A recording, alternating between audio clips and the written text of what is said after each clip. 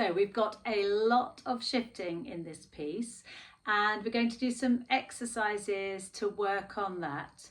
On the two things really, one, shifting with confidence and finding the notes, and also making a good sound when you're up higher on the violin, because of course when your strings get shorter, when you're playing the notes right up here, you're trying to create a lovely sound with a couple of inches of string, and that's very difficult. But first of all, we'll focus on finding the notes. Now, there's two ways to do, well, there are a few different ways, but we're going to look at two ways of doing that. The first is to listen really carefully and know the note that you're going to. And we're going to do that by using the same note so that you can hear what you're going to.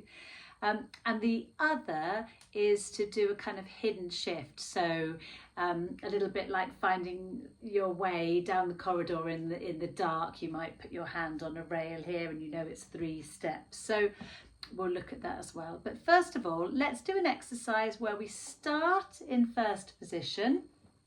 We're going to play our 4th finger on the G.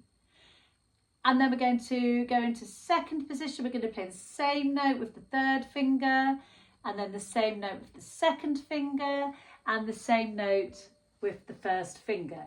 So we're going to be playing a D, D, D, D, and then go back down again as well, using a separate bow for each note. So find your D with your 4th finger.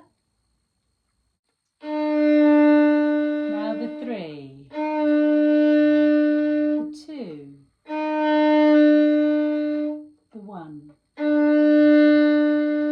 Back down again, 2, 3,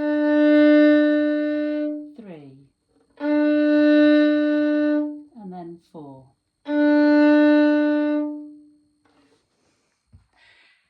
Once you're confident with that, you can start slurring 2 notes to a bow like this.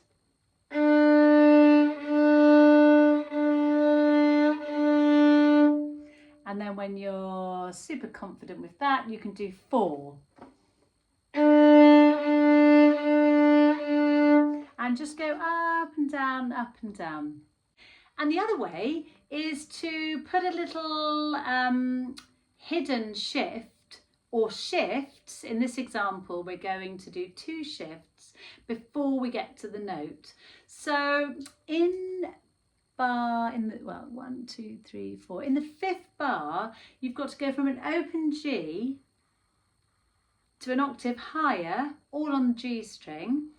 And instead of just leaping up and hoping for the best, we're going to do it in stages. So play your 1st finger on the G, then go up into 3rd position, play your 1st finger on the C, now go up again and play your 1st finger on the E, and then stay in that position and put your 3rd finger down. So you're going 1, 1, 1 again, and then the 3rd finger. Do that one more time. That's a tune, isn't it? What is it? It's a disco tune. Anyway, 1, 1, 1 again, and 3. So that's the note we want to go to. Now this time we're going to do those shifts without the bow, and then we know that when we put our 3rd finger down, we'll be in the right place. So 1, 1, 1, 3. That wasn't great actually. I'm going to do it without talking this time.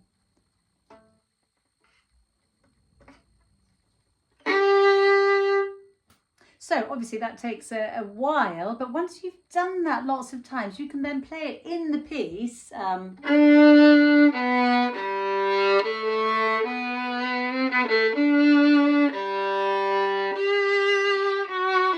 you see how I did the shifts there? So you need to get that muscle memory And you know, one practice session can literally be